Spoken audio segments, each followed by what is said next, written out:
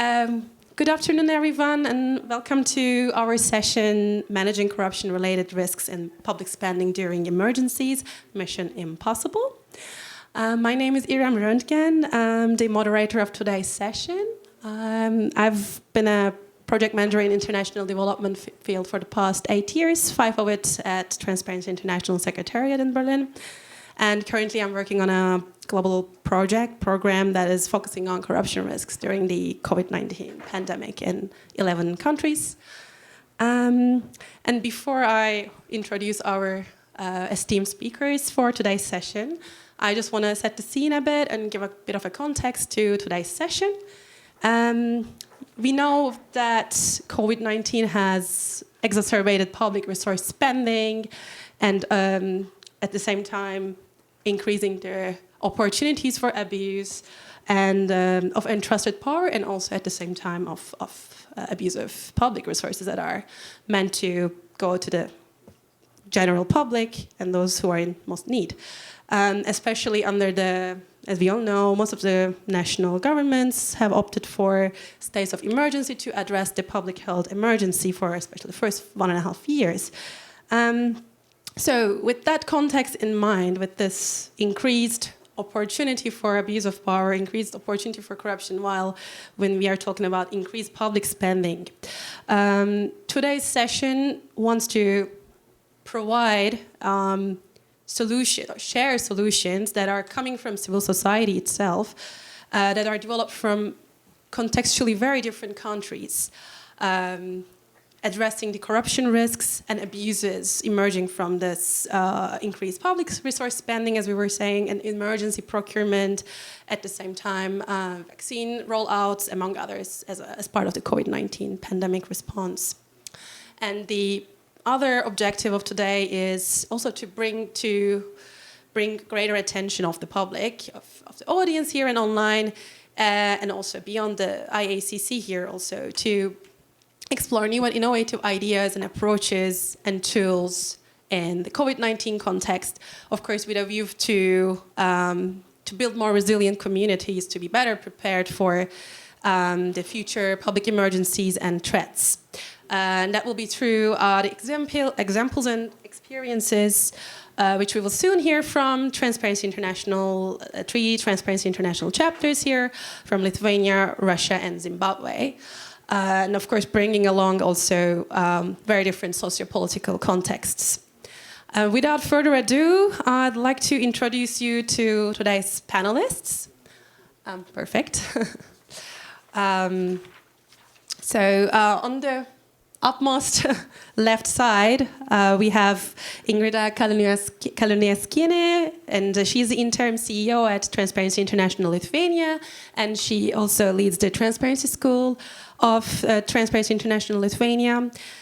She's a board member of the Clear Wave Initiative on Business Transparency, and she has a bachelor's degree from the Vilnius University on International Relations, and is currently studying executive MPA program at the Hertie School of Governance. And on my left side here, we have Grigory Mashanov. He is a senior lawyer at Transparency International Russia, and he's been working there for the past 5 years and holds a master's of public law degree from Moscow. And actually, he was conducting his PhD studies on constitutional law and corruption just before the Russian invasion on Ukraine. And currently, actually, he is residing in Georgia.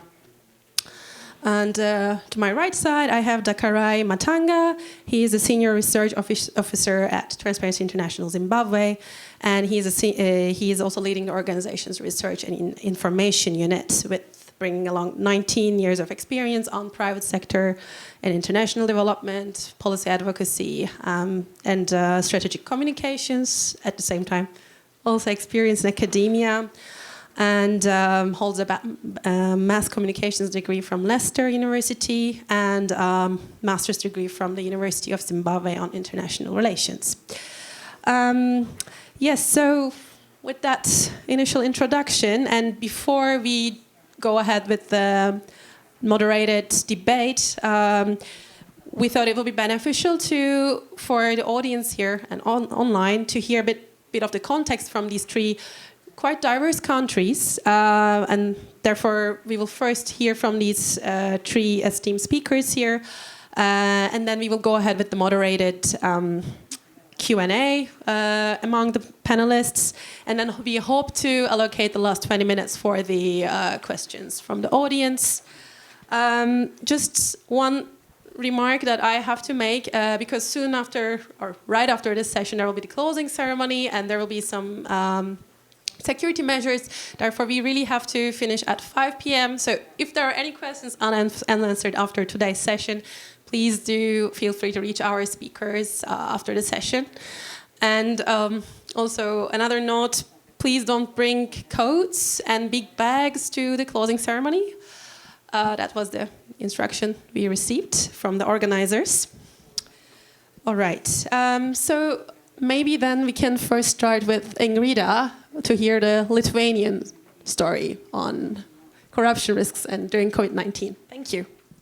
Thank you, Irem. Hello, everyone. Thank you for coming to our session. And being aware that I'm the only representative from the Transparency International chapter in the EU in the panel, I thought maybe it makes sense to first cover a little bit of the context why we speak about public spending and public procurement. So public procurement accounts for over 14% of the European Union's GDP. When it comes to Lithuania, last year public procurement accounted for approximately 12% of the GDP, which is 6.5 billion euros. However, what we will be discussing today, it's not how much money we spend, but also how do we spend it? How do we manage the corruption-related risks? And you might be wondering, well, I'm aware that this is the IACC, so maybe you're not wondering about this question, but you are already convinced that there are corruption-related risks in public procurement. So why are we talking about risks? According to experts, corruption in public procurement could be costing the European Union 5 billion euros every year. And this is a lot of money. To put this into perspective, this is a 10% of Lithuania's GDP.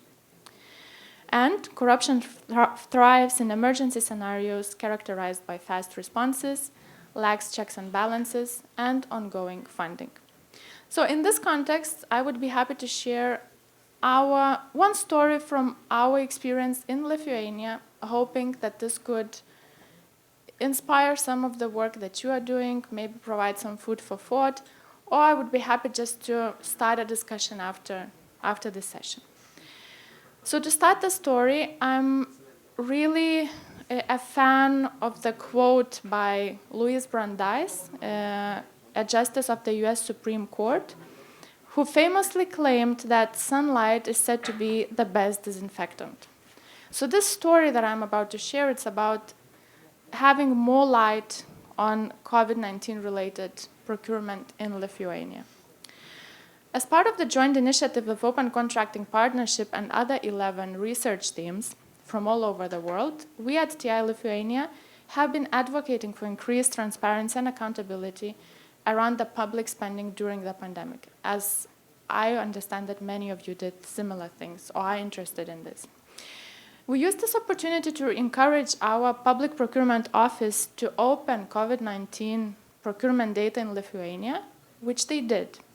And that was a good opportunity for us to dig deeper into the data and better understand how the money was actually spent during the first wave of the pandemic, that was from January to May 2020. We additionally focused on 5 biggest COVID-19 treating hospitals and the top 10 contractors that carried out the most COVID-19 related public procurement contracts.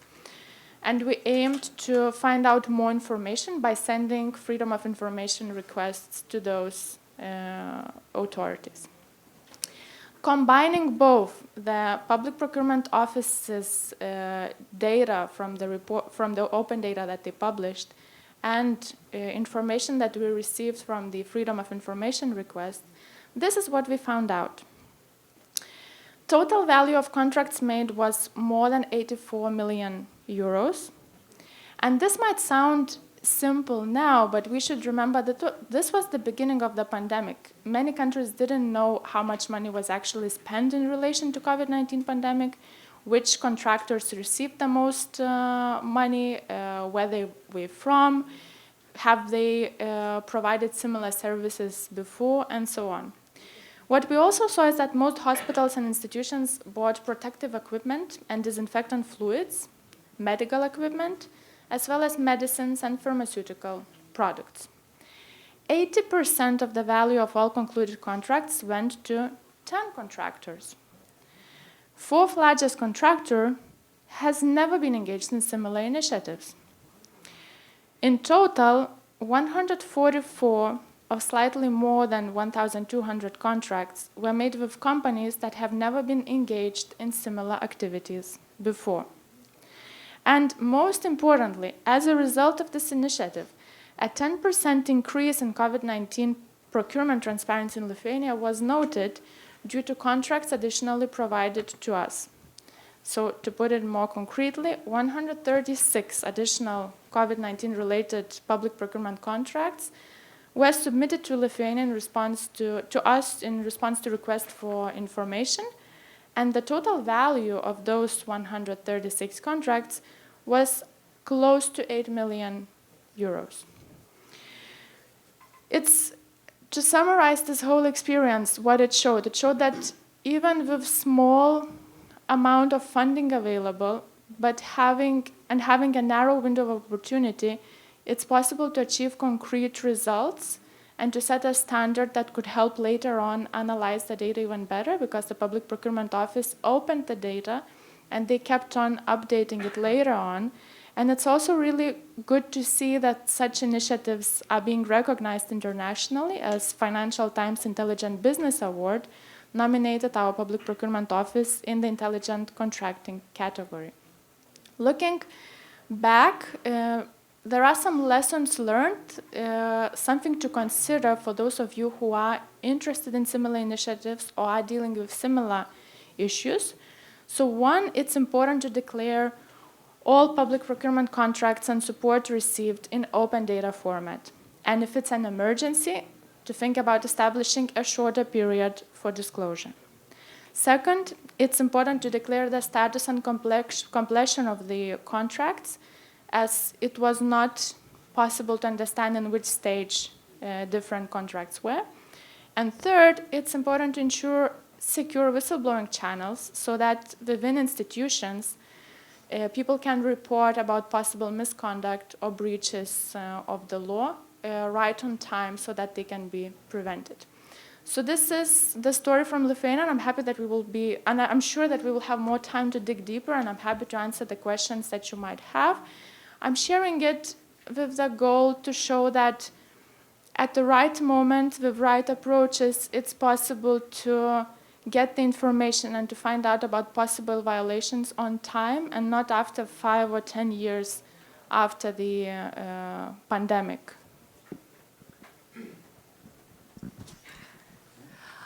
Yeah, thank you very much. Maybe we can go ahead with Grigory now, the TI Russia experience. Yeah, next slide, please. Thank you.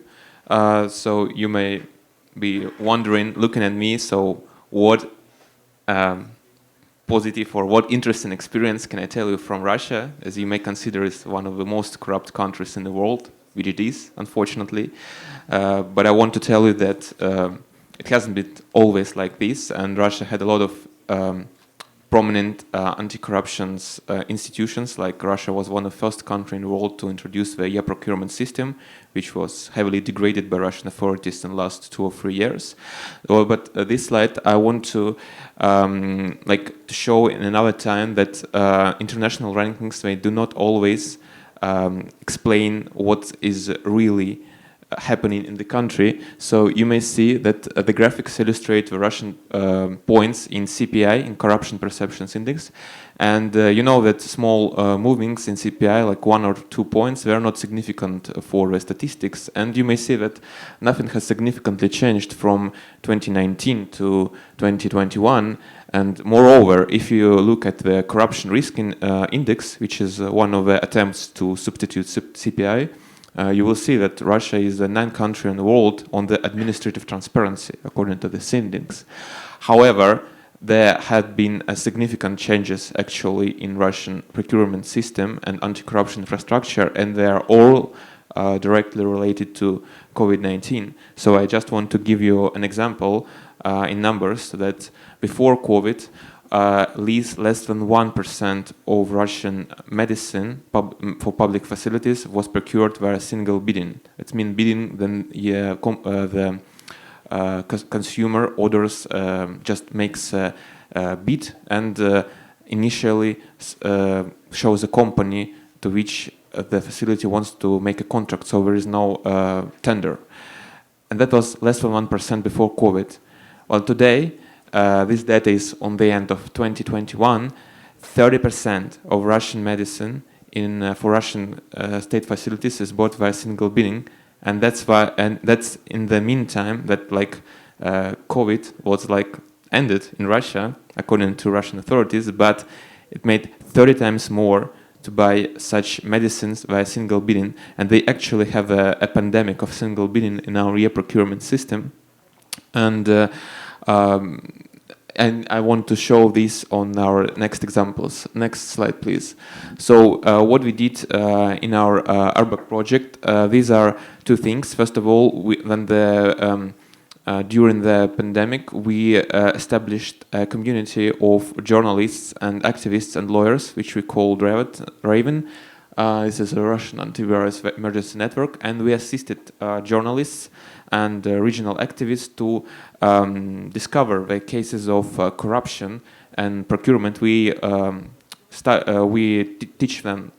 them how to use the Russian government procurement system, and they found a lot of cases which speak a lot about how Russia really works. So the first example which I want to tell you is about the Rostec Corporation. This is a state enterprise which is run by a close friend of Putin, Mr. Chemezov. So in the beginning of pandemic, the government issued a decree that all ventilators for COVID disease treatment should be bought from Rostec Corporation.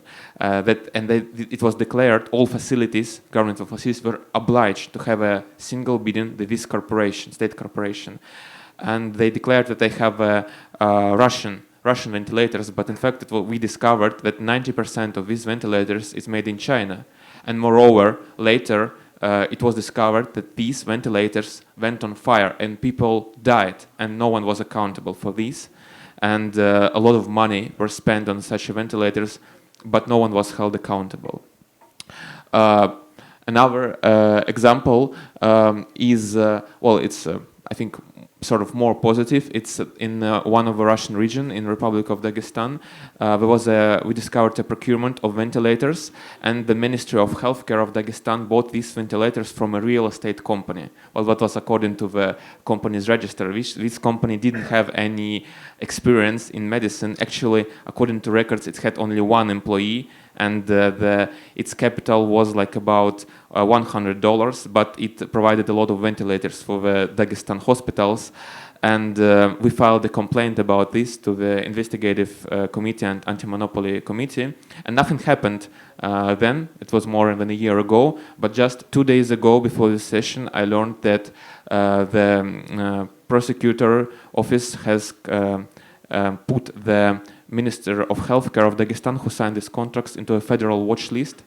And it was discovered that these ventilators, surprisingly, were low quality. And that means that our complaints had an effect, although in a certain not immediately, but later in 1 year. Another example which I wanted to tell you is about the President's administrative office. It has bought masks for its facilities because in Russia the President's administration for some reason has its own hospitals, and these masks were bought 7 times higher than their actual price.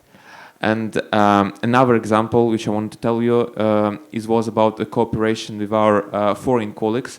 It was the time when Slovakia decided to procure Sputnik V vaccines, but neither the Russian government nor the Slovakian government were willing to publish a contract on what was the price, what was the clauses, and both we and Slovakia and Russia, we have submitted FOIA requests to our governments, and we requested them to open these contracts, but we were refused, and so we made a small advocacy campaign both in Slovakia and in Russia, and although the Russian and Slovakian government insisted that we should not publish these contracts, later on Twitter, the Russian experts in the company published that they would not object if their Slovakian counterparts would publish this contract, and eventually they published this contract, and when we learned the provisions of for the price of this vaccine, the conditions of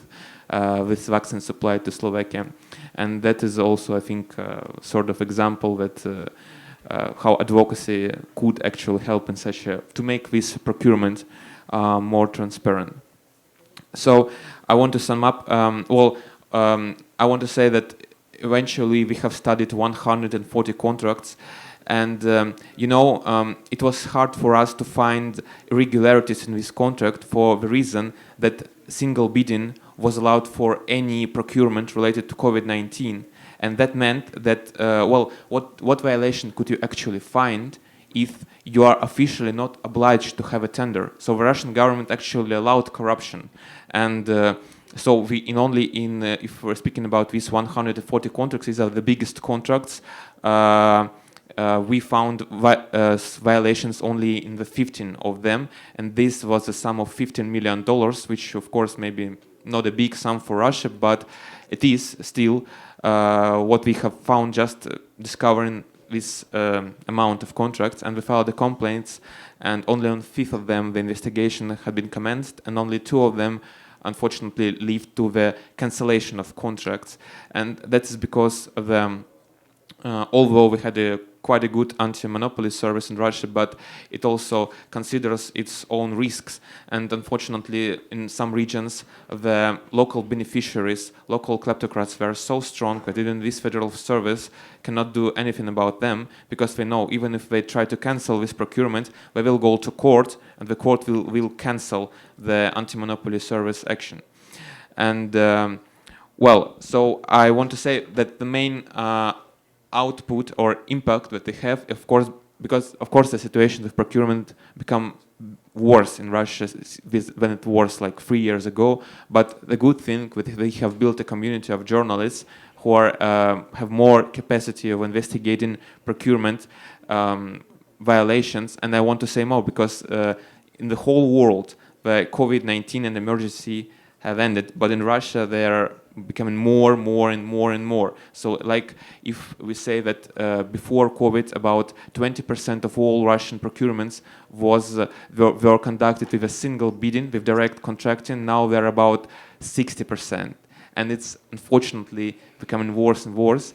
But doesn't mean that our work here is useless, because we are building a capacity for journalists, for activists to work with procurements, and maybe we are preparing them for the future when the window of opportunity will open for us, and they will be ready to conduct effective public control in the future Russia. Thanks, Grigory, for the very detailed presentation. Now over to Dakarayi to hear the Zimbabwe experience. Thank you so much. Like Irem said earlier on, we're here to share solutions. So it's my pleasure to come and share with you our experience from Zimbabwe. I'm here to share with you our experience in using data accessed through freedom of information requests on COVID-19 spending for advocacy purposes, as well as creating an online platform to address information gaps in the usage of public resources. So the first point I want to make is that, just like many governments, Zimbabwe launched a huge public expenditure on COVID-19 goods and services. For example, like many other governments, we received money from the IMF. As you will recall, many countries received certain amounts in terms of special drawing rights to mitigate against COVID-19 and save lives. So in our context, we received about 960 million SDR from the IMF. Some of these resources came from the fiscus, and we also, over and above the money that was taken from the fiscus and the SDR, we also received donations. For example, Alibaba's Jack Ma, through the African Union, also contributed in cash and kind, weighing in with financial and in-kind donations. So the point there is that a lot of resources were spent, unprecedented amounts of money in Zimbabwe, as with other parts of the world, to mitigate against COVID. Now, large sums in terms of contracts were signed with local and international companies at this time. The challenge at this time was that publicly available procurement data on the companies that won bids, as well as the donations, was not comprehensive. So the public was put on drip feed, getting bits of information not comprehensive. And at the same time, while there wasn't much public information out there, several high-level corruption cases also surfaced in the awarding of multi-million-dollar contracts. In one case, a company that had only been in existence for 6 months was awarded a tender to supply goods and services. So this caused a lot of speculation, and as you know, where there isn't much information, it leads to speculation. So in that context, there was therefore public concern on whether our government was actually ready to deal with the problem. It led to speculation. So in this context, as Transparency Zimbabwe, we wrote to the Ministry of Health and Childcare in March 2020 with a formal request to get a detailed distribution matrix as it relates to funds and aid meant for COVID-19. So we wanted to know the backstory about what government was doing with the resources. If you look at my slide over there, the first one, you can see an exchange between our former director at Transparency Zimbabwe chatting online with the government spokesman to say, can we get more information? You know, there's a lot of gray areas. Fill us in on what you're actually doing on COVID-19. We wrote to the Ministry of Health to get detailed information, and there was no formal response from the Health Ministry. So in that regard, we had to approach the High Court for a solution. And in September 2020, the High Court ordered the Ministry of Health to release this data to us in the public interest. So what did we do with this information? You can see the document at the end there. That is the High Court order compelling the government to give us this data. So we used this data to create what we call an online COVID tracker. It's basically a tool that we update from time to time with the data on what is being spent on COVID-19. If you go to the next slide, I'll try to take you through what you will see if you go on our website. If you'd like to click there, please. You will find that our tracker has got information summarizing donations. It also summarizes the procurement, what is being bought. But over and above that, it also gives detail as to the receipts and the distribution of those resources. So that is what you will find if you go on our website. And we continue to liaise with the authorities to get data to keep this tool up to date. Now, what is the main value of a tool like that online COVID tracker? It's all about inclusivity. I believe technology lowers the barriers for people who would otherwise not participate in policy debates to be able to access information. I think ICTs are a fantastic tool to be able to fill in gaps in data. In Zimbabwe, the internet penetration rates are at 50%. I know there's still a digital divide between the rural areas and the urban areas, as well as the high cost of data and internet. But in theory, if at least half of your population has got access to internet, it means that there is much more public information than if we didn't put the data online. So in theory, this technology is helping to fill in the gaps. ICTs are fantastic in that they help people to do fact-checking and reducing speculation. So that was our solution as an organization to fill in the gaps, the lack of information, chew it down, and then put it in a form that citizens are able to access. And this is what I wanted to share with you by way of a solution. But I'm happy again to interact with you later on if you've got any questions, and we talk more about what we did with our COVID tracker. Thank you very much. Yeah, thanks to the three speakers, three very different contexts, but coming up with different solutions, no matter how restrictive or open and permeable the governments and the environments are. So before I address the speakers separately on their context-specific questions, maybe just to set the tone for the panel, I'd like to ask all three of you for a very brief feedback on how you think that your governments managed or not managed to contain the public emergency driven from this COVID-19 experience without expanding the corruption risks and procurement and emergency funds to the businesses and to industries or vaccination plans, among others. So how can we balance the public emergency, public health emergency with, and to respond rapidly without expanding the risks in the areas that I mentioned before? So maybe Dakarayi, I'll turn to you first for a 2-minute intervention before we dig deeper. So you know what is interesting about our country? COVID was an eye-opener for Zimbabwe. Just like many countries, COVID caught governments on the back foot. A lot of public procurement was very manual, very archaic. And the interesting thing I want to tell you is that in 2018, the regulations, the laws governing public procurement were actually changed. So that's a funny thing about the way history turned out, is that COVID came in at a time when we were in a process of improving our public procurement. Through the World Bank, there was a reform program under ZimRef. It was a program led by the World Bank and a consortium of various donors to reform our public procurement system. In a nutshell, the result of this intervention was the new law. We've got an act called the Public Procurement and Disposal of Public Assets Act. What are the key features of this act? I think it's got a lot of things that I like. For instance, now, where public procurement was highly centralized in our country, it is now dispersed. So different government agencies, different parastate or state-owned companies, different government departments now do their own procurement, but the central agency plays referee for compliance. So that's one of the main features. No more centralization of public procurement, which is cumbersome and open to abuse. Secondly, there's a lot of good stuff in this act. For instance, it charges the new agency to promote and implement e-procurement, e-governance systems.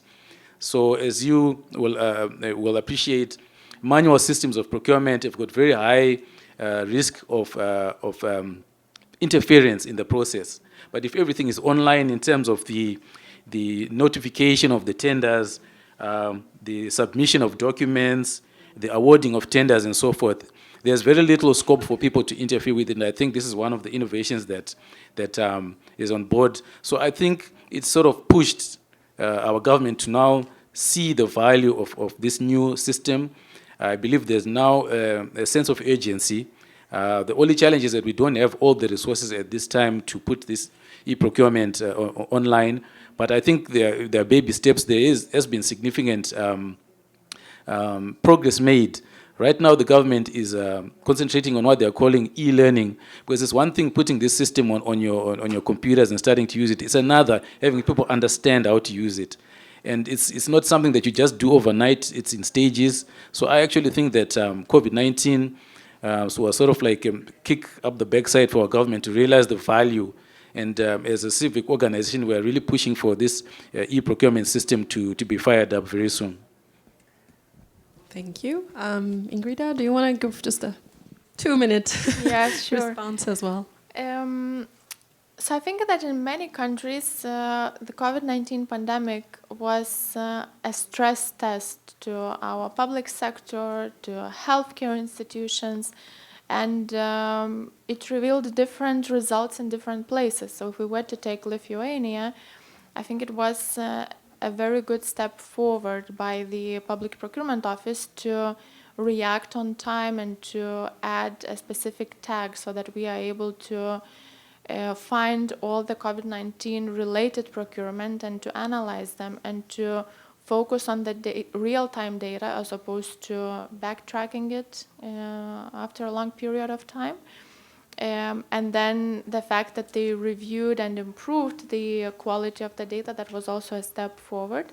But it's important to note that the whole system is important. So one is having the data, then acting on data, then for the healthcare establishment and public procurement authorities, it's important to understand that even though this is the emergency situation, you still have to follow rules and you still have to act based on the law and to explain why you purchased one or other product or equipment on your side.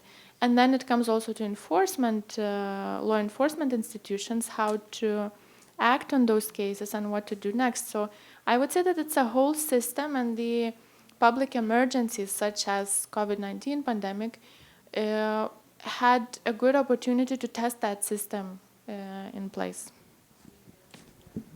Okay, Grigory, 2 minutes.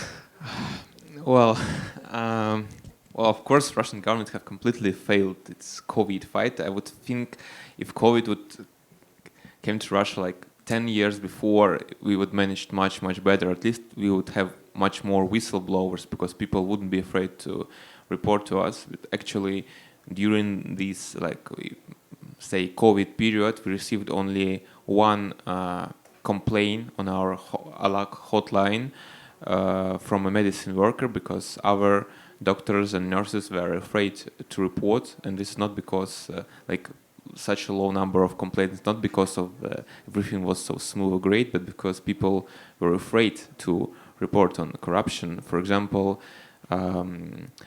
we had a material about how the Moscow healthcare department bought a number of suits, medical suits from Bosco company for Moscow doctors. Other Russian speakers in the room? No?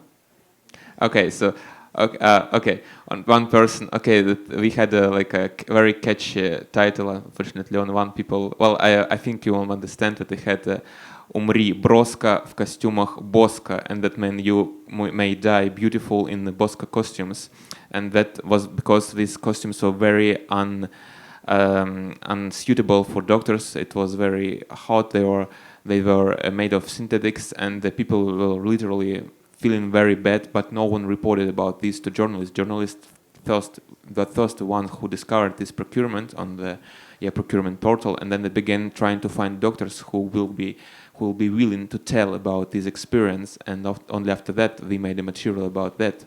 But unfortunately, people were afraid to report. And well, Russia actually failed the COVID-19 fight because Russia's death rate, I think, the second in the world after US, and which also has failed. Which US also has failed COVID-19 fight, but for other reasons. And unfortunately, this, of course, we just like monitored how the system like went on a highway to hell. I guess that's the perfect segue to my next question. Well, I want to address this time Ingrida and Grigory again, because Ingrida was mentioning how the public procurement office in Lithuania was acting on time. So this was a stress factor for many countries, but maybe not in the case of Lithuania. So I want to hear a bit more from Ingrida on what kind of exchanges that you had with public procurement office and other contracting authorities in Lithuania, and how it helped your anti-corruption work during the COVID-19. And I'll also want to connect that to Grigory, because in Russia there is a very different context where the current political environment doesn't really enable access to freedom of information, or especially coming from, I guess, anti-corruption civil society organizations. So I want to hear afterwards from Grigory, how did your organization go about this very restricted environment? What were the solutions that you come up with in first identifying and then tackling these corruption risks that you already shared with the audience earlier? So first, I want to hear the more positive side of the story from Ingrida. Thank you. Oh yes, but I will be very brief. I would be very interested in hearing more questions, maybe from the audience. I'll keep it short. I have to say that contracting authorities went very positive about the freedom of information request, having to submit huge amounts of data during the emergency situation. And I think that proved that, on the one hand, they had to provide this information faster to the supervising authorities, in this case, Public Procurement Office. Also, that the information was provided in different formats, so it was difficult to analyze it. And my colleagues spent a lot of time coming up with some findings and overall insights. So that also proved why open data is needed in case you want to analyze big amounts of data and come up with certain tendencies out of it. And then it also helped to provide feedback to the Public Procurement Office and other supervisory institutions in the country on how the system should be improved, what measures should be taken in order to improve the situation. Okay, so like we say in Russia, the Kremlin has many towers, and that meant that especially in about what was before war, and well, there was, as I said, we still have quite a good anti-monopoly committee, which actually tries to do their best. There's not much they can do, but we actively filed complaints to them, and of course, the authorities are not actually very eager to answer on freedom of information requests, but historically Russia had a very high level of digital transparency, and that's why almost like all information about the corrupt procurements we received via our e-procurement system, which during actually the COVID was consequently degraded by the other federal authorities. They removed the signed contract from the system. After that, they allowed some companies not to publish their bids. In a few times, they also allowed not to publish the participating companies. That happened consequently during the COVID period. So, well, we did file a complaint, like I said, to our anti-monopoly service, and many of them were quite good inspected, and checks were actually made. So it is not like the government as a whole didn't want to cooperate with us at all. Didn't want to cooperate with us. That is not so. But there are some agencies who we actively cooperated with, and also the situation was very different from region to region. In some regions where political situation is especially monopolized, of course we didn't have a lot of chances, but in some regions like Moscow or in some Caucasus republics where it is not so, we did receive some results, especially because, like I said, different towers, they fight with each other, and they may use your complaint as a tool for a political fight to remove somebody from the office. So as at least if you in your country TI chapter still can operate, which is actually the Russian case, we are still legally operating in Russia, to surprise of many. But if in your country there is a TI chapter, that means that there are perspective to cooperate with the governmental authorities, because there are many authorities, and it's a rare case when all the authorities act in the same manner. You know, government is not like a solid monster, it's like a hydra with a lot of heads, and these heads act separately, and you can negotiate with different hands, and that gives you a lot of actually a big perspective for your discretion and your activity. Thank you both. Well, since we have quite a limited time, I'll go ahead now with Dakarayi again. You've shared your success story based on your court case with the Ministry of Health in Zimbabwe, and how you gained all the information that is pertaining to the COVID-19 related funds utilization in your country.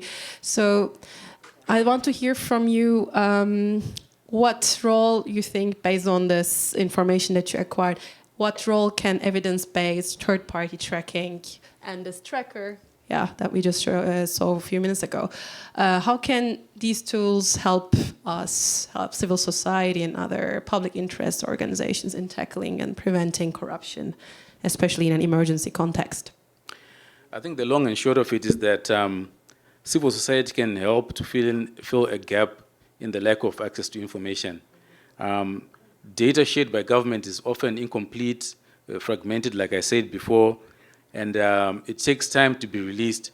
But civic organizations sometimes have the capacity to be able to analyze it and chew it down and tell the story in a manner that people can understand. So we use our capacity, financial and human, to be able to assist society in that way. And then accessing information through legal means, again, it's a barrier for ordinary citizens and marginalized communities. Going through the courts in many countries is a cumbersome and very expensive process, but again, as civil society, we're able to play that role in the public interest through public interest, court cases again. So again, that's a strength I think that civil society can play. And then in many societies, there are obstacles that citizens face to get transparency. Some of the challenges of these obstacles are socio-political in nature in terms of the unequal power relations between the governed and the governed. There's also information asymmetry, where information is not easy to get. And some of the barriers, again, are technical. For instance, citizens cannot easily know the beneficial owners of some of the companies that are involved in some of these scams. So all I'm simply trying to show you is the strengths of civil society being able to chip away, using its specialization in terms of the role and the skills that are available in the various organizations to play that watchdog role on behalf of citizens.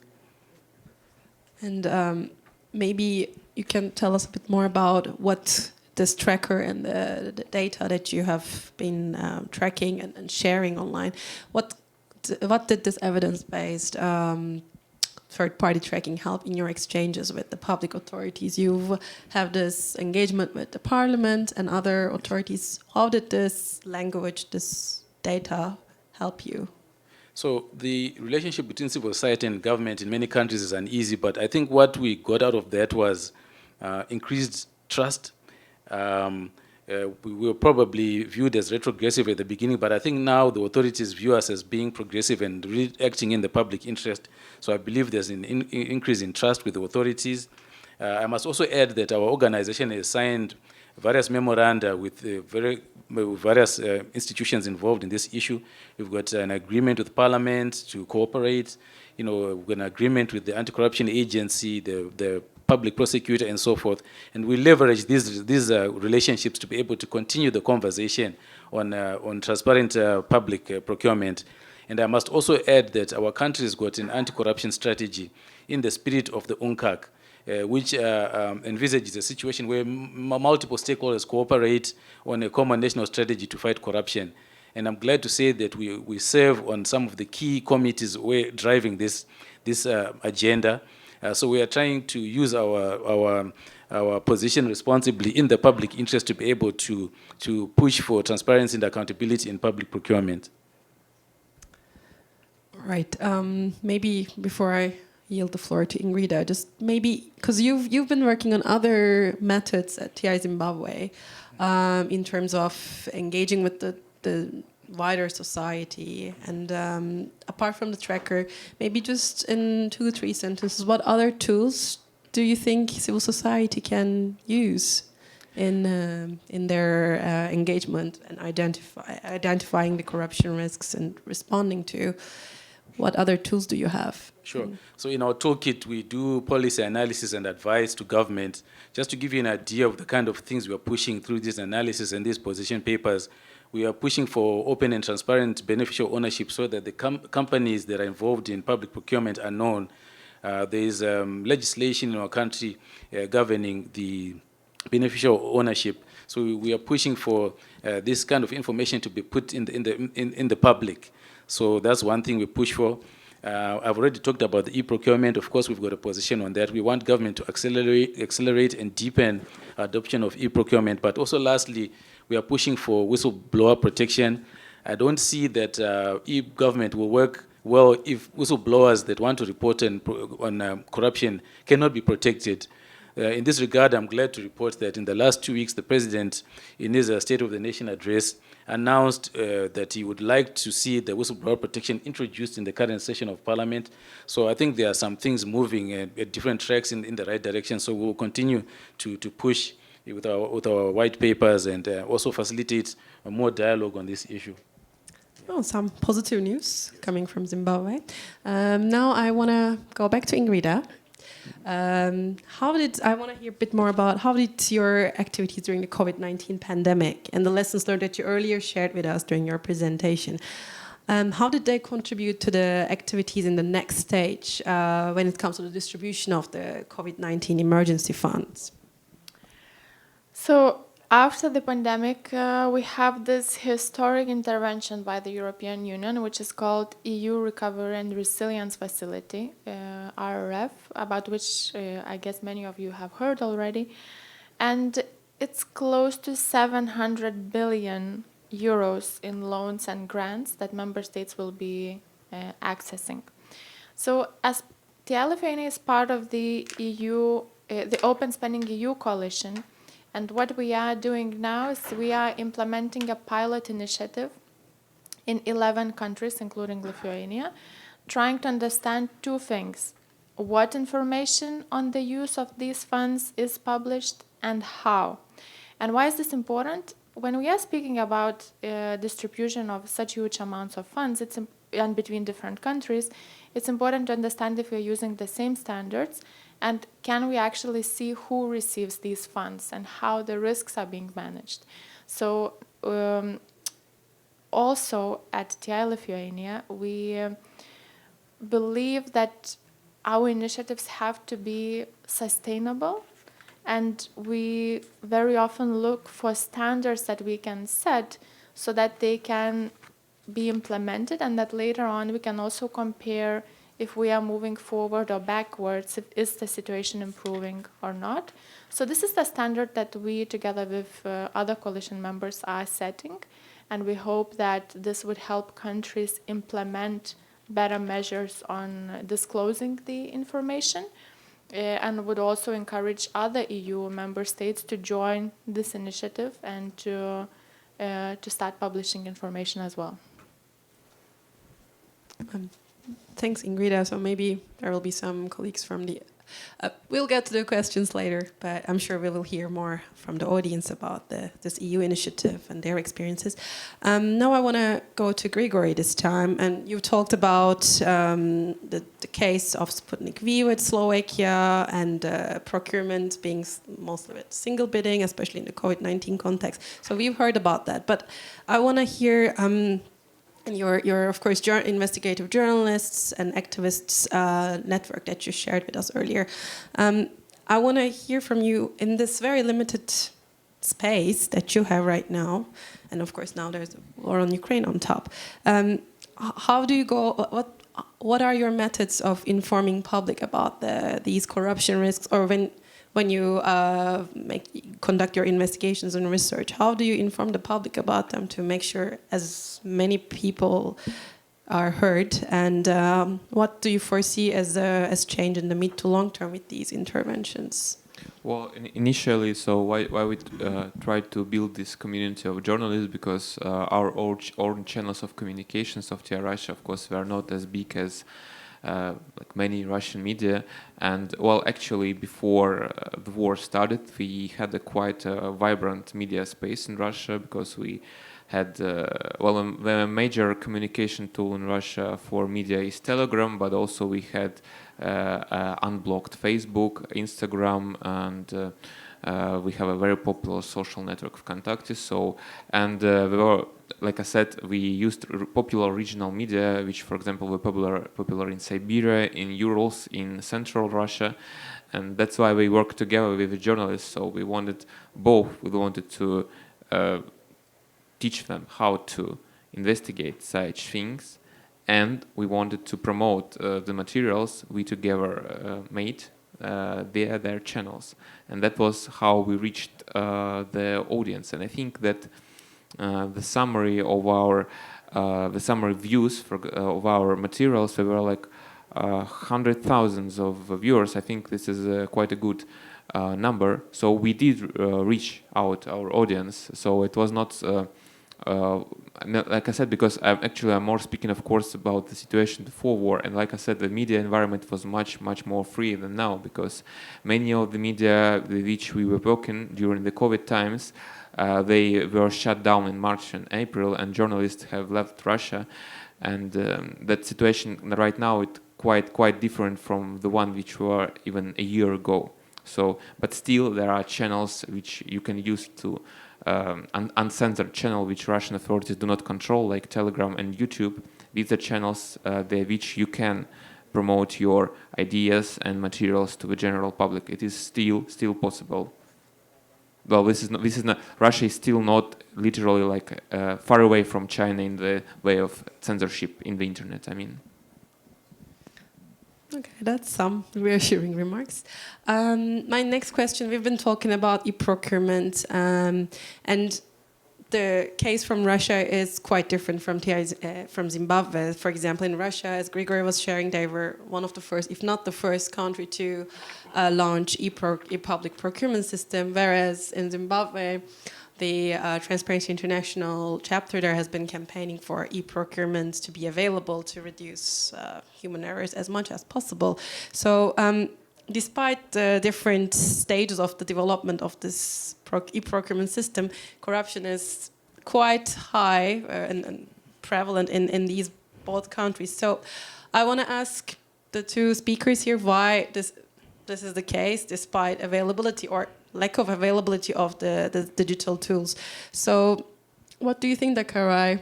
Why is the case that in Russia, although they have this e-procurement, why is corruption still ripe and vice versa? What's your view? You know, to fight corruption comprehensively, you need a lot of moving parts.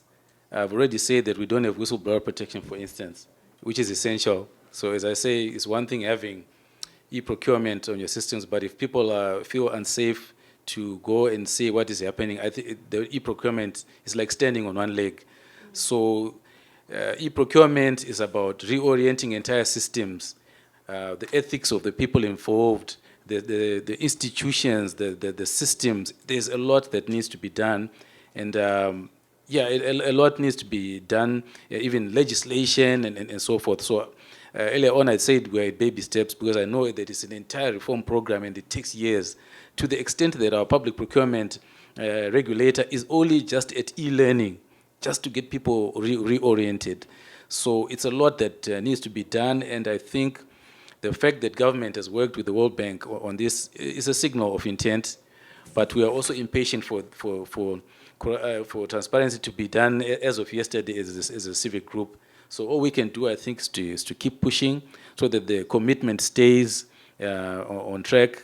And I think governments also need assistance, because it's also technical assistance to the government to do things differently. So my quick answer to that is that e-procurement is only one of many things that you need to do in a country to start moving in the right direction, and we don't have all the components in place at the moment. And Grigory, why do you think you have all the digital tools and availability of this data on your public procurement websites? Why do you think corruption is still ripe? I had an opinion from our Ukrainian colleagues that actually what Ukraine, in the corruption risk index, which I showed you in the beginning of the presentation, it has the first place in the world on administrative transparency. And so the Ukrainian colleagues told that, well, it's great, we see everything is so transparent, so we perfectly transparently see how the government is stealing money. That transparency is not equal to accountability. So it's the same in Russia. There is transparency, but there is totally no accountability. And there were efforts that government succeeded in building transparency during 5 years ago, when the political situations was significantly different. But after the investigation, there were a lot of investigations in Russia. Well, the ones who were on plenary with Maria Pevchik, Navalny's investigations were very famous, and the majority of them were done on the basis of the open data, which was created by the Russian government. So the Russian government itself created a data upon which the anti-corruption activists investigated them. And of course, they finally realized a few years ago that they don't like that, and they began consequently closing data. So because I would say that even 4 years ago, one could see a Ministry of Defense procurements. Moreover, one could see even some procurements of the Federal Intelligence Service. That was possible. Now the government has closed all this down, and that's so. But it's still transparent, and like I said, we have even less accountability than it was before the COVID-19. So of course, we still transparently see how they steal our money. But unfortunately, there is not much we can do about that. Oh, very interesting insights from both of you. I don't also want to steal time from the audience online and offline for their questions. So I want to slowly move to the question and answer from the audience. But before I do that, I actually want to briefly introduce colleague from the audience here today. So a story from Puerto Rico. So I want to hear our colleague here, Isel Masesferrer of Sembrando Sentido. They're an NGO working also on disaster funding monitoring in Puerto Rico, with a focus also on increasing the procurement transparency.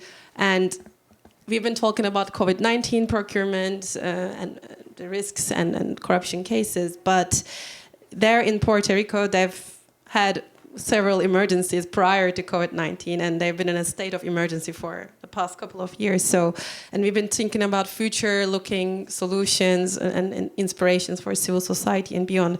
So I want to briefly hear from Isel on her experience and sharing, and just maybe quick introduction of her experience. She has experience in the international development sector, has advised the World Bank on anti-corruption and political economy. As I said, she is representing Sembrando Sentido from Puerto Rico with the mission to harvest knowledge and tools to strengthen the civil society advocacy efforts in Puerto Rico. So maybe, Anouk, do you mind giving our... Okay, thank you. Sure. Hi, everyone.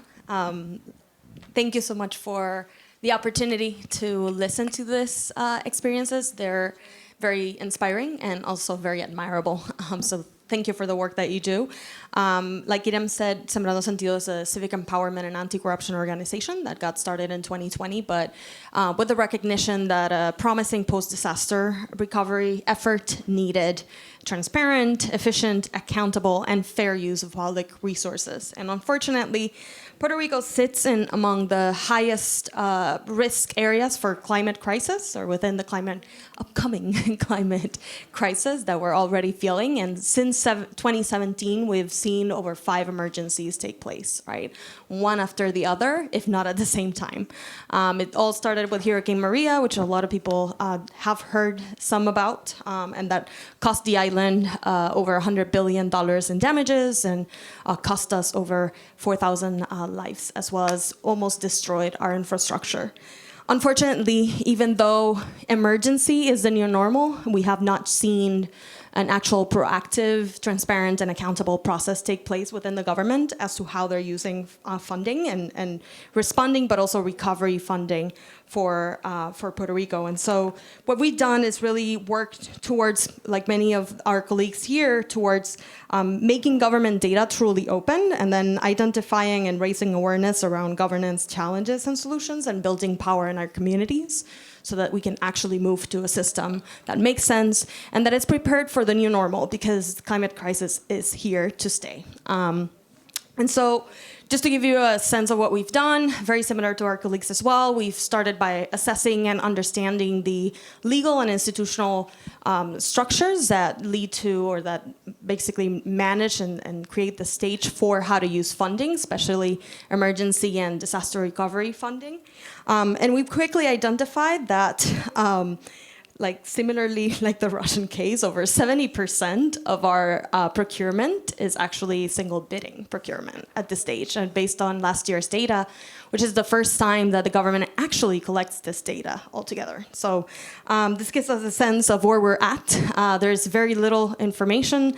A lot of it is spread out. And so what we've done, in addition to looking at the public policy and how disaster recovery and federal dollars are actually used on the ground, and how inefficiencies, lack of transparency, and inequity in contracting is actually delaying the recovery process by years and years, and it's making us more vulnerable to emergencies like the latest, which was Hurricane Fiona, which wasn't even a hurricane when it hit Puerto Rico, but it managed to do a great deal of damage.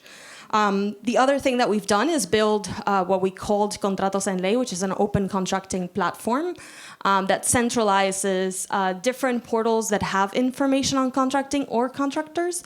And that's how we're making sense of emergency, recovery, and non-emergency and non-recovery funding, which is not that much these days, and how it's being used in the procurement process. Bear in mind that in the case of Puerto Rico, over 50% of our budget is used for procurement. So procurement is the #1 mechanism, especially in recovery and response processes. What we've done very quickly, we've managed to centralize millions of records from 2015 and up. And we've been able to create mechanisms for red flagging. And at this point, only with 3 out of 90 red flags that are accepted at the international level, we've been able to raise flags for over 12% of our contracts. And with this information, we've been able to help communities oversee and raise flags and hold government accountable. But we've also worked with journalists, investigative journalists, in providing this information, helping them focus on these fishy-looking contracts and preventing corruption, right? Raising those flags, making noise before the corruption risk actually is realized. And thirdly, we've even been able to prepare cases and submit these collusion and corruption cases to different intelligence units. Many of our colleagues, I'll finish up by saying that we've also worked with government officials that, within the government of Puerto Rico are interested, as well as the U.S. federal government that has shown an interest. And we're moving to different policy reforms, but that is to say that we definitely agree that it's not a one monster deal, and that you can find places in the government where, real change can be done. Thank you. Thanks so much for the wrap up and for your excellent work as well. So now we have quite a lot of time for questions. So anyone who wants to ask questions to the speakers, their experiences, comments are also welcome. Irina. Hi, thank you for sharing your experience. I will also want to share a bit of our experience in Romania and to ask a question.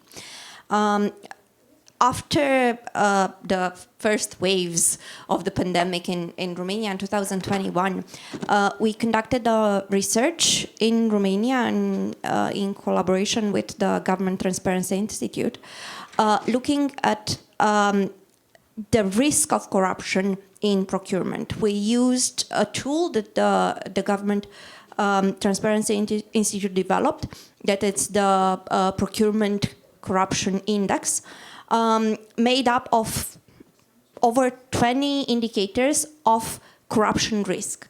That doesn't mean the procurement processes are actually corrupted in a way, but they are prone to corruption or the risk is higher.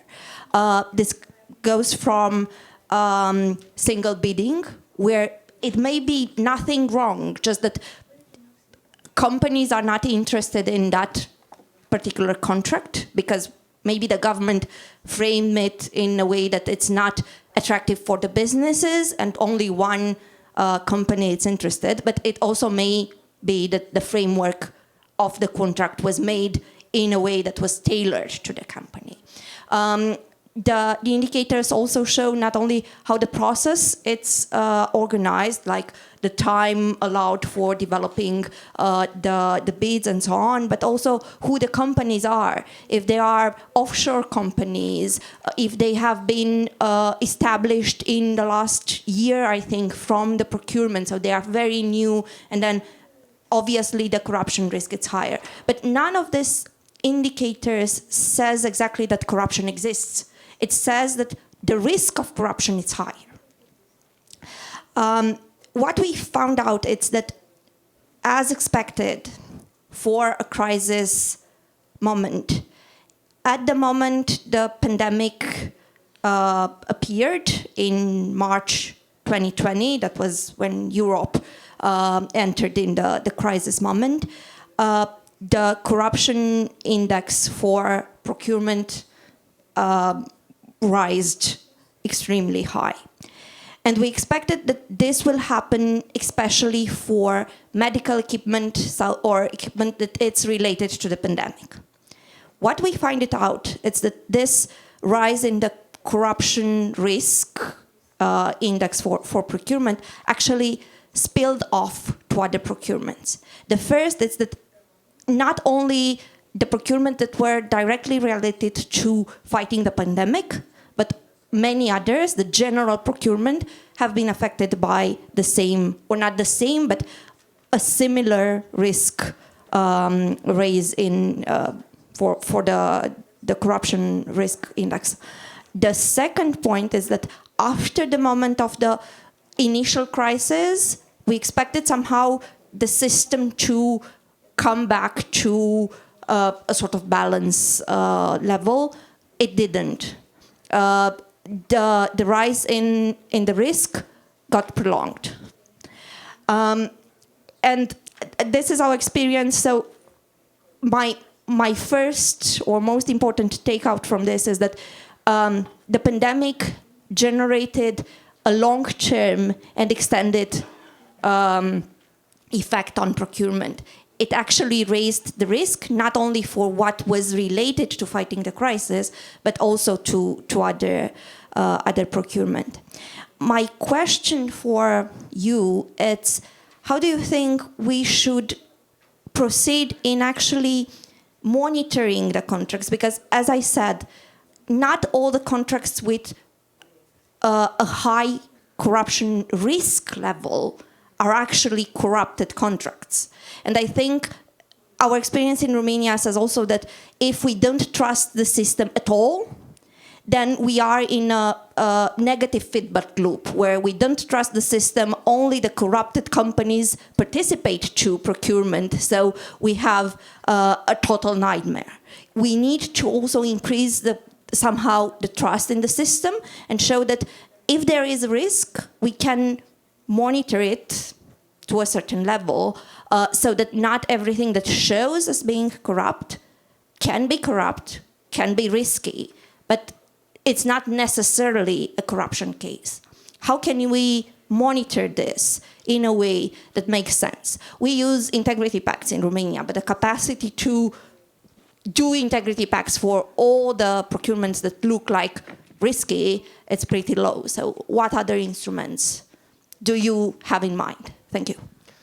Yeah, I was going to say maybe Grigory, you want to respond first? So I want to speak about the medicine sector. So while we were doing this project, so we get a lot of experience of what are specific risk indicators for the procurement of medicine. I mean, for example, if you give 2 weeks for the procurement of masks, well, this is obviously not emergency, or just this is was a fake. If you used a grounding as an emergency, this is a fake grounding, and we actually now developing a service which we call it can be translated from Russian like cartel catcher, something like this, and it looks like Ukrainian system Dozora. So it has just red flags which were specifically designed for the medical sector, and of course you cannot monitor all these with your staff, but you can easily digitalize that using not only this easy thing like that red flags, but I think that, for example, neural networks, they have a very big potential in monitoring the e-procurement, and we are actually planning them to use. And while we beta tested the system, it was very good at its performance. So I think we will develop it and make it publish, and I think we will make an open source, and I'm sure we may share it with you if, of course, it needs adaptation to all other e-procurement systems. But I think that the future is digitalization in this aspect. And maybe Ingrida, you wanna? Irina, it's a very good question. I would say that it's important to help contracting authorities understand why the data is important, why they should be in charge of collecting and analyzing their own data, how to build the indicator for their success, and how to track how well they manage corruption-related risks in public procurement this year in comparison to the previous years. How do they look like in comparison to other contracting authorities? Because essentially, they should be interested in finding out about those risks themselves, as opposed to through various investigations and so on. This is the issue of trust in public sector. So I would say data is essential. Having real-time data, as I spoke before, real-time data, and basing your success indicators using that data that you have. Any other questions, comments, or sharing of experiences? We still have. Yes. Thank you very much. My name is Sun Long from Transparency International Cambodia, and it's great to see our colleagues here from different countries. I just would like to share my perspective related to the public procurement. Of course, COVID-19 is the worst time for the public procurement for all countries in the world. So for me, in order to manage the risk, in order to help the government to perform better for the public procurement, I would recommend that, firstly, other stakeholders need to work with the government in order to review the public procurement law, including the policy and procedures. This is the first priority in order to see the methods of procurement. Normally, we have different methods, and during the emergencies, that should always go into the single quotation, a single bid. This is a very normal process. However, I would like to stress that although this is a single quote or single bidding, that need to be transparent, that need to follow the clear procedure, policy and procedure before the bidding, during the bidding, and after the bidding. This is very important. For example, before the bidding, how can the contract be initiated? And then during the bidding process, who make the contract? And after that, who control it? How can the information about the bidding document be disclosed?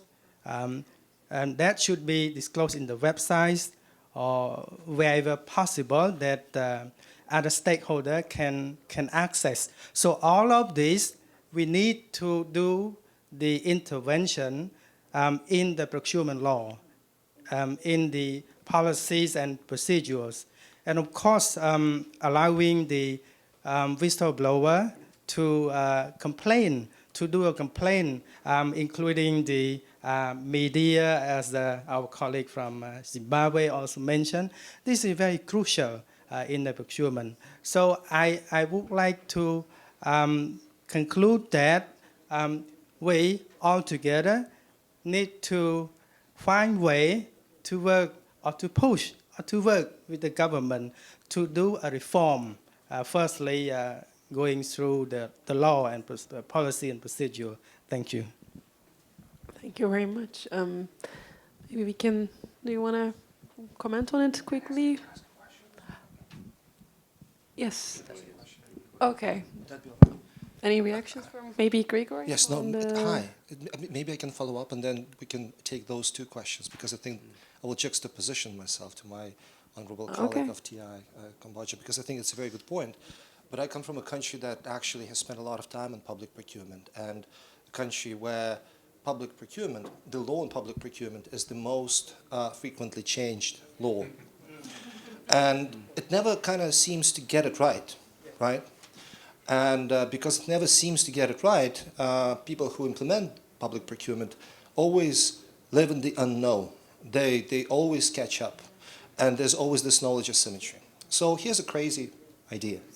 What if we stop doing what we're doing? I'm not saying we should get rid of public procurement, but maybe we've got it wrong. And maybe we're spending too much time on negligible, relatively small things, which should be left for self-regulation. And I'm provoking you a little bit.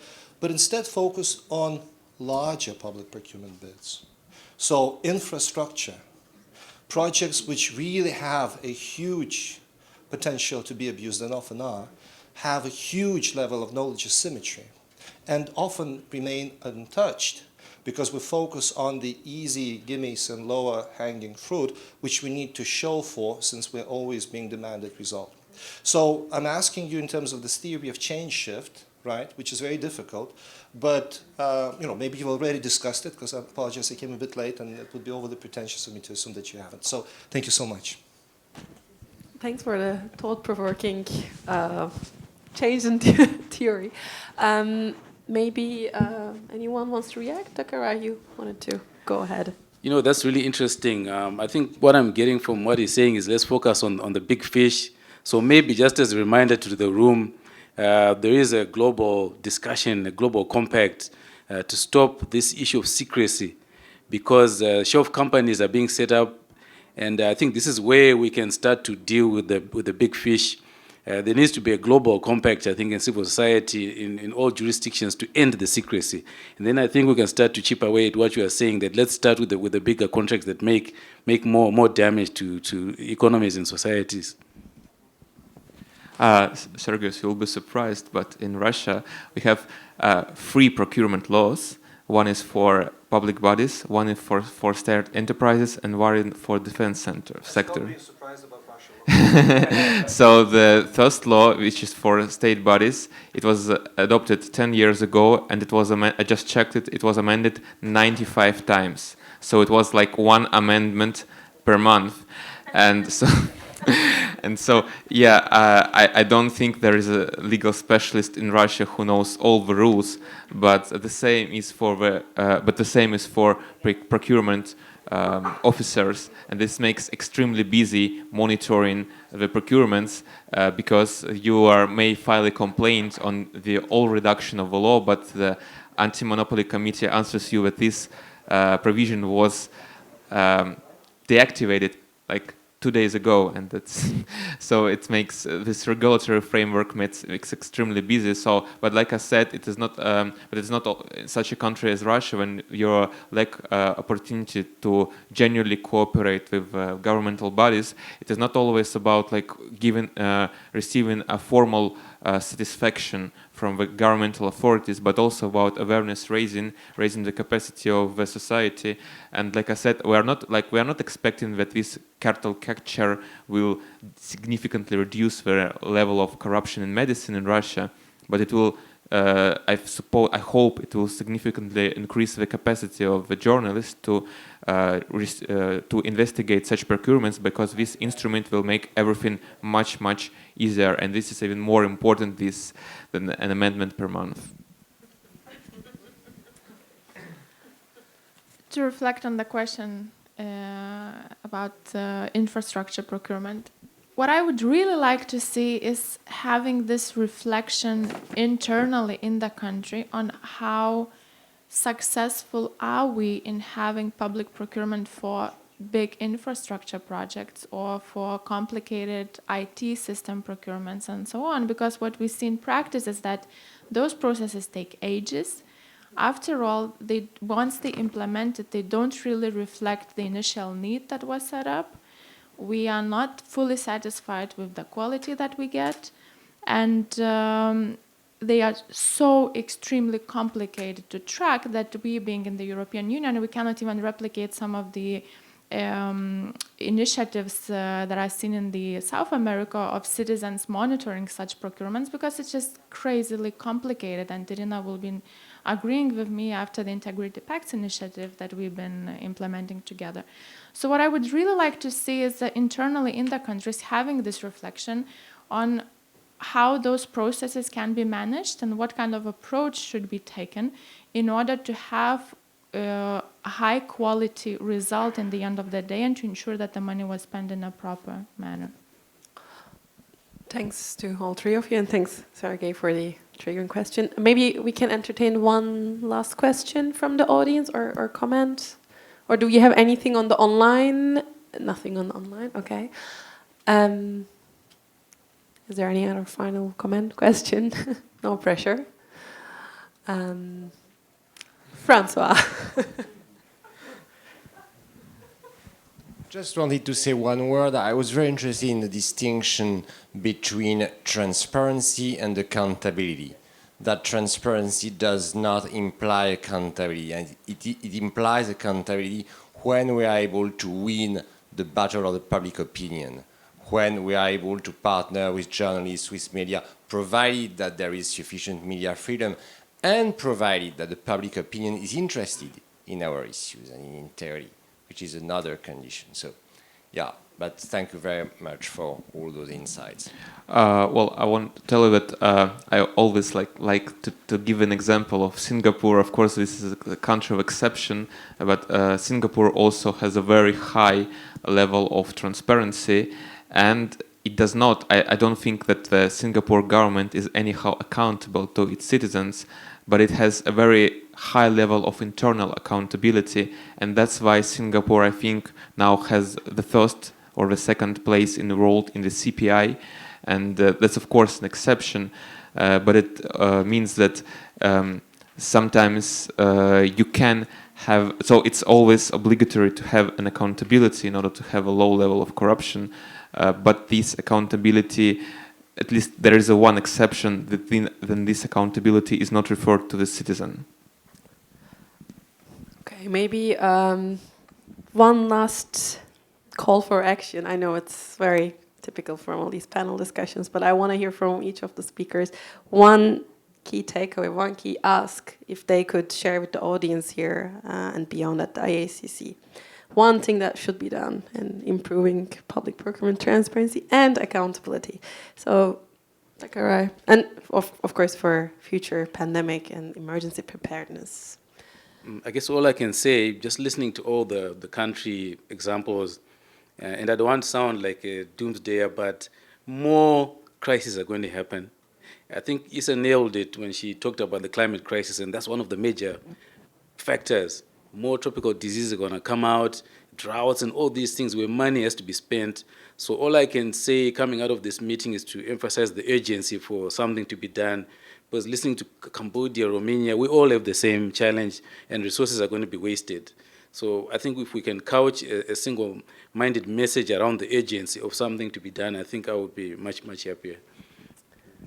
Grigory? I want to say that I'm very happy for the progress which our colleagues in Zimbabwe are making, and how Zimbabwe actually making such a big progress, because, for example, I would say that in Russia, Zimbabwe was mostly famous for its inflation and Robert Mugabe, but I hear and I understand how many things, so many things has changed, and that gives a hope that changes are possible everywhere. And even though in my country it's like not the best time for transparency, accountability and integrity, but that gives a hope that systemic changes are possible almost anywhere, and a lot of many things depends only on you.